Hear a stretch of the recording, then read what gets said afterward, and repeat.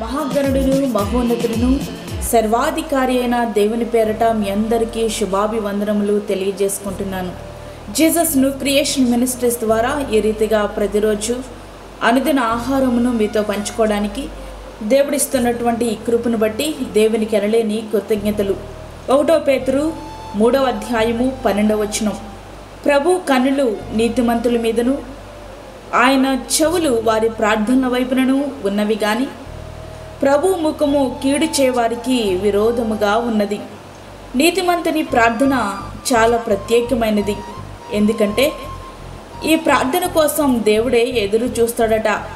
అట్లా ప్రార్థించే నీతిమంతులు ఈ లోకంలో ఎవరున్నారు? నీతిమంతులను గురించి పరిశుద్ధ గ్రంథం ఏమి చెప్తుంది? నీతిమంతుడు లేడు, ఒక్కడునూ లేడు, గ్రహించువాడెవడునూ లేడు, దేవుణ్ణి వెదుకువాడెవడునూ లేడు, అందరును త్రోవ తప్పి ఏకముగా పనికిమాలిన వారైరి. రోమా 3వ అధ్యాయము 11, 12 వచనములు. అసలు నీతిమంతుడే లేడని పరిశుద్ధ గ్రంథం సెలవిస్తుంది. మరలా నీతిమంతుని ప్రార్థన దేవుడు ఆలకిస్తాడు అని పరిశుద్ధ గ్రంథమే తెలియజేస్తుంది. నీతిమంతుడే లేనప్పుడు నీతిమంతుడు ఎట్లా ప్రార్థించగలడు? ఈ ప్రశ్నకు కూడా పరిశుద్ధ గ్రంథమే సమాధానమిస్తుంది. నమ్మువారు ఆయన కృపచేతనే క్రీస్తు యేసునందలి విమోచనము ద్వారా ఉచితముగా నీతిమంతులని తీర్చబడుచున్నారు. రోమా 3వ అధ్యాయము 24వ వచనం. ఇప్పుడు మనకి స్పష్టంగా అర్థమైంది, నీతిమంతుడు లేడనేది వాస్తవం. అయితే ఒక వ్యక్తి ఆయనను నమ్మడము ద్వారా నీతిమంతుడుగా తీర్చబడతాడు అని. నీతిమంతునిగా మారిన వ్యక్తి ప్రార్థించగా దేవుడు ఆలకిస్తాడట. అబ్రహాము దేవుని నమ్మెను, అది అతనికి నీతిగా ఎంచబడెను. యాకోబు 2వ అధ్యాయము 23వ వచనం. వ్యవసాయం చేస్తూ విగ్రహాలను అమ్ముకునే వ్యక్తి ఆయనను నమ్మి నీతిమంతునిగా తీర్చబడ్డాడు. ఇంతకీ మనము నమ్మవలసినది ఏమిటి?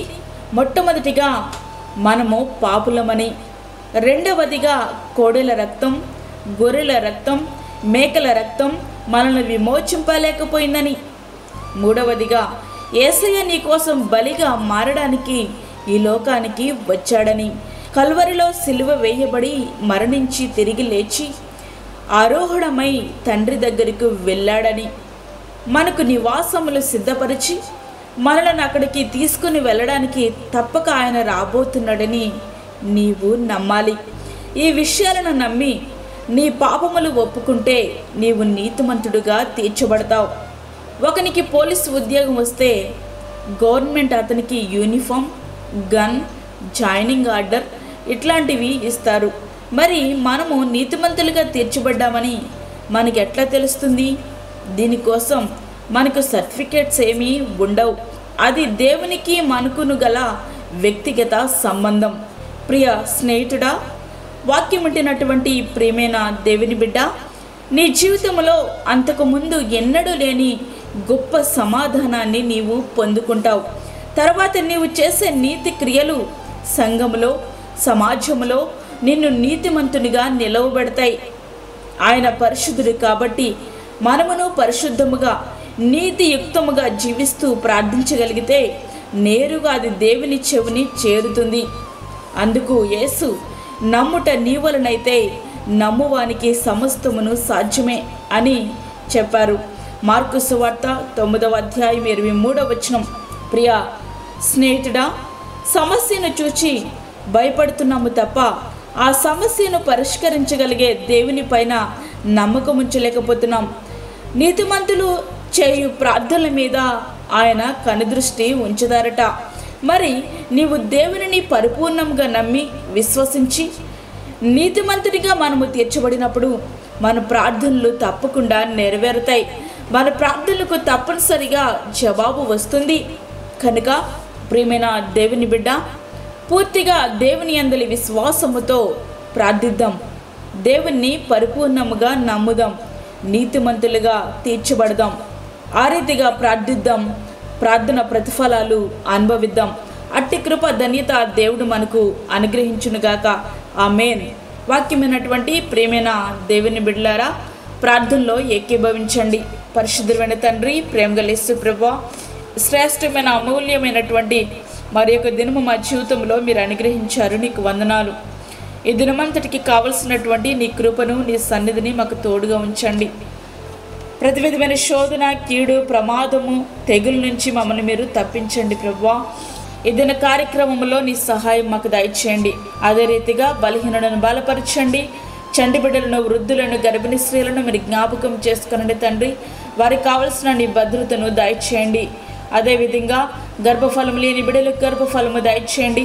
అప్పుల బాధలతో ఇబ్బంది పడుచుండి బిడ్డల యొక్క అవసరతలు మీరు తీర్చండి ప్రభువా. అదేవిధంగా దూరదేశంలో ఉండి వాక్యముట్టిన నీ బిడ్డలను జ్ఞాపకం చేసుకునండి. వారికి నీ కాపుదల దయచేయండి, భద్రతను తోడుగా ఉంచండి ప్రభువా. నీకు స్తోత్రములయ్యా, స్తోత్రములు చెల్లించుకుంటున్నాను. ఏ బాధలతో ఉన్నారో, ఏ ఇబ్బందులతో ఉన్నారో వారి యొక్క సమస్యలను మీరు తీర్చండి నాయన. నీకు వందనాలు ప్రభువా. దేవాతని నాయన, వాక్యం విన్న ప్రకారం ప్రతి బిడ్డ నడుచుకోవడానికి సహాయం ఇచ్చేయండి. ఈ దినమంతా నీ సన్నిధిని, నీ భద్రత, నీ తోడు, నీ కాపుదల మాకు అనుగ్రహించి మమ్మల్ని మీరు బలపరచమని, మాకు కాదు యెహోవా, మాకు కాదు, సమస్త మహిమ ప్రభావములు మీకే ఆరోపించుకుంటూ యేసు పరిశుద్ధ నామమున అడిగి వేడుకుంటున్నాము తండ్రి, ఆమేన్. ఈ యొక్క వర్తమానములు మీ బంధువులకు, మీ స్నేహితులకు షేర్ చేయండి. దేవుని పనిలో మీరు కూడా పాలిభాగస్తులు కండి. అదేవిధంగా మీ ప్రార్థన అవసరతలు మాకు తెలియచేయండి. మా ఫోన్ నెంబర్ 9177377559. దేవుడు మిమ్మను, మీ కుటుంబమును దీవించునుగాక. ఆమేన్. దేవుని సేవలో మీ సహోదరి అన్నమణి సాల్మన్.